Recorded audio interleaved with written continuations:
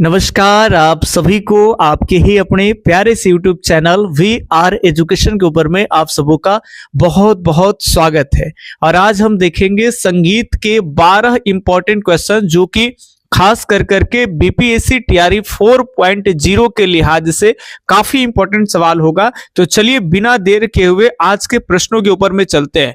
प्रश्न ये है आपका, फटाफट से देखेंगे। सेट में से 997 नंबर का ये प्रश्न है।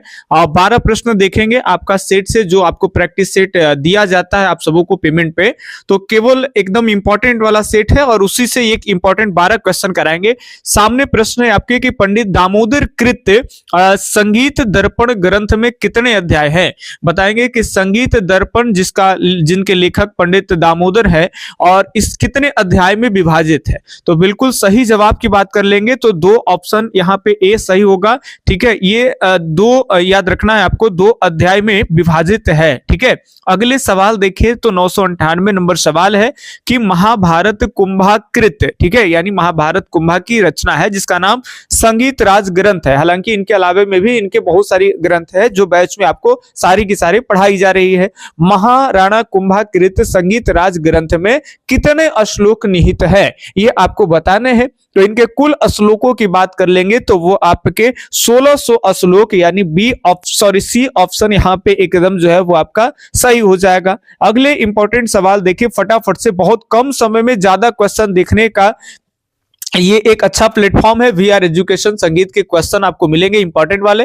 ठीक है, बताएंगे मान कौतूहल ग्रंथ का फारसी अनुवाद किस वर्ष में किया गया था। तो आप सब जानते हो कि मान कौतूहल ग्रंथ का जो फारसी अनुवाद है वो 1673 ईस्वी में किए गए थे और किसके द्वारा, तो फकीरुल्लाह के द्वारा किए गए थे, है ना। चलिए अगले सवाल देखें तो अगला इंपॉर्टेंट वाला ये रहा आपके सामने सवाल है संगीत सुधाकर किस ग्रंथ की टीका का नाम है। तो संगीत सुधाकर की अगर हम बात कर लेंगे तो ये आपका संगीत रत्नाकर का टीका है जिसे कहते हैं संगीत सुधाकर। और इसके रचयिता कौन है, किसने लिखा, तो सिंह भूपाल के द्वारा 14वीं शताब्दी में संस्कृत भाषा में लिखा गया। ये भी बातें याद रखिएगा। अगले सवाल की तरफ देखें तो अगला सवाल यह है कि पाश्चात्य स्टॉप नोटेशन में 11 रेखाओं के समूह को क्या कहते हैं। ये तो बहुत बार प्रश्न आप लोग बनाए होंगे, तो बिल्कुल सही आप करेंगे, एकदम इजी है। इसे कहते हैं ग्रेट स्टेप। ठीक है, तो ग्रेट स्टेप जो है ये आपका कहलाएगा सी ऑप्शन सही हो जाएगा। ठीक है, चलिए एक छोटी सी बात बता दें कि जो भी चाहते हैं कि बीपीएससी का एक क्वेश्चन का सेट जो है हम ले, तो 1000 से लेकर 2500 क्वेश्चन तक, मतलब 1500 क्वेश्चन बीपीएससी के लिए बनाया गया है, एकदम इंपॉर्टेंट वाले। और 4 ऑप्शन जैसे आपको बीपीएससी में 5 ऑप्शन जैसे बीपीएससी में आते हैं वैसे 5 ऑप्शन के साथ डिजाइन किया गया है। और इसका जो फी है वो आपको केवल और केवल जो है वो 1500 क्वेश्चन का लगने वाला है 299 रुपया। और 299 में केवल 1500 क्वेश्चन ही नहीं दिए जा रहे हैं। जहां 199 में 1000 क्वेश्चन दिए जाते थे, वहां 299 में आपको 1500 क्वेश्चन दिए जा रहे हैं पुराने फी के आधार पे। और प्लस में इसमें आपको फुल थ्योरी नोट्स मिल रहा है। ये सबसे इंपॉर्टेंट बात है कि मात्र 299 रुपया की राशि में आपको फुल थ्योरी नोट्स दिया जा रहा है।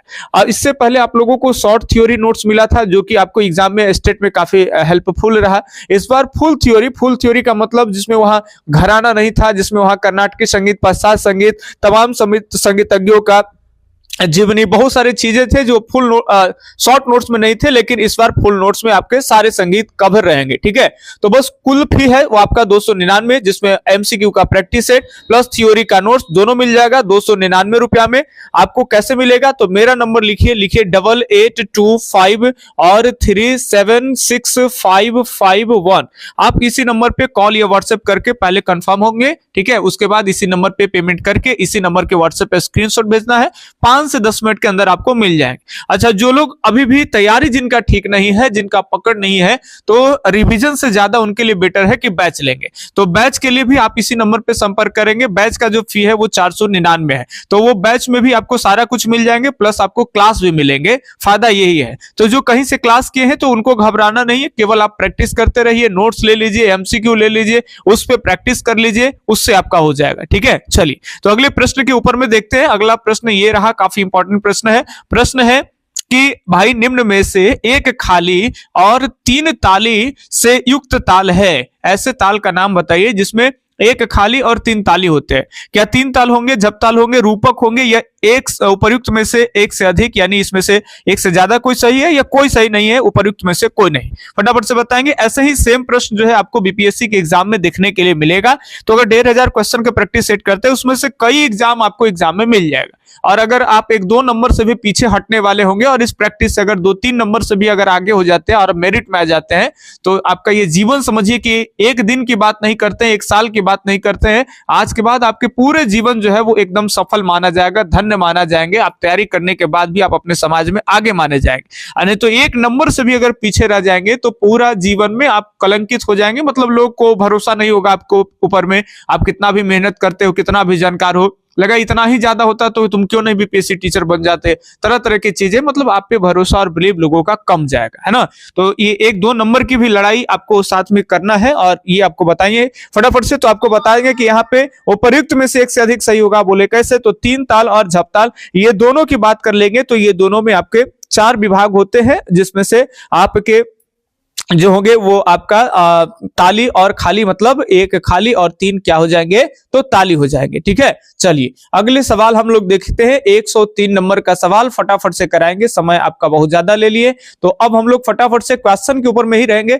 चलिए, संगीत रत्नाकर पर संभवतः कितनी टीकाएं मानी गई है? संगीत रत्नाकर जो है सारंगदेव का, उस पर कितनी टीकाएं लिखी गई है? तो अब तक जो है वो आपको बताते चले कि 7 टीकाएं हैं, लेकिन सभी टीकाएं उपलब्ध नहीं है। इसमें 2 टीकाएं ज्यादातर फेमस है, जिसमें एक संगीत सुधाकर है और एक आपका कलानिधि है। ठीक है, तो ये आपका कल्लीनाथ का कलानिधि, तो ये है। ठीक है, चलिए, तो 2 टीकाएं उपलब्ध है, बट कितने टीकाएं हैं? तो कुल टीका की बात कर ले तो 7।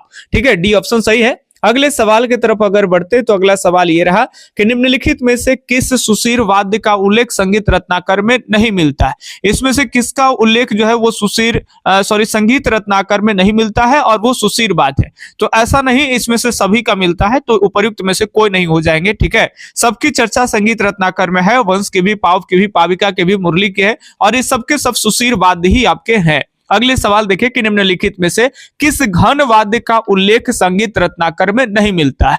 तो किस घन वाद्य का हो जाएगा यहाँ? काष्ठ ताल या फिर शूद्र घंटिका, कमरा या फिर पट्टी? तो सही जवाब हो जाएगा कि इसमें से सब के सब जो है वो आपके घन वाद्य है, तो ई ऑप्शन सही होगा।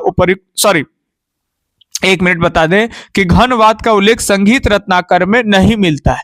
तो काष्ठताल, शूद्र घंटिका, कमरा और पट्टी तो नहीं मिलता है पूछा रहा, तो कोई और रहता, लेकिन इस सबका मिलता है। काष्ठताल, शूद्र घंटिका, वही करे कि मिस्टेक हो रहा है, कमरा, पट्टी सबका है।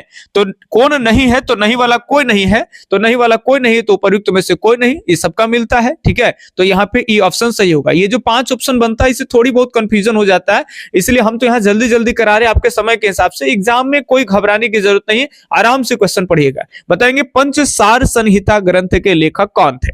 तो पंचसार संहिता ग्रंथ के लेखक की अगर बात करेंगे तो ए हो जाएंगे आपके नारद जी। ठीक है, तो ये आपका 106 का सी ऑप्शन सही है। देखिए, यूट्यूब के ऊपर में भरोसा नहीं करिए, आप खुद से सेट प्रैक्टिस अगर घर पे ऑफलाइन लगाएंगे तो उसका एक अलग ही इंपॉर्टेंस आपको समझ में आएगा। ठीक है, अलग अनुभव भी आपको मिलेगा। तो आप सेट ले करके ही तैयारी करें तो ज्यादा अच्छा है। ऐसे भी यूट्यूब पे हम लोग क्वेश्चन जो है वो बहुत दिनों के बाद 10-12 क्वेश्चन लेकर के आते हैं। ठीक है, तो आप आगे रहेंगे कई बच्चों से, उसके लिए आप प्रैक्टिस सेट लीजिए और तैयारी करिए। 100, 200, 300 रुपया आप मत देखा करिए।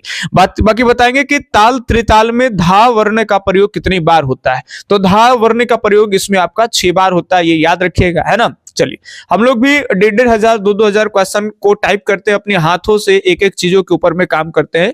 तो ऐसा नहीं है कि फ्री फोकटी आपसे ये है, जो भी पैसा लेते हैं वो उस मेहनत के आगे तो बहुत कम ही है, क्योंकि 1 घंटा 1.5 घंटा बैठते हैं तो आपके लिए सेलेक्ट कर करके 10 क्वेश्चन टाइप, भले ही वो 45 मिनट में हो सकता है, 30 मिनट में हो सकता है क्वेश्चन के साथ, लेकिन क्या आपके लिए इंपॉर्टेंट है, क्या रखना है, क्या हटाना है, इस पे समय पड़ जाता है। तो कम से कम 10 क्वेश्चन टाइप करने में 1.5 घंटा लगता है।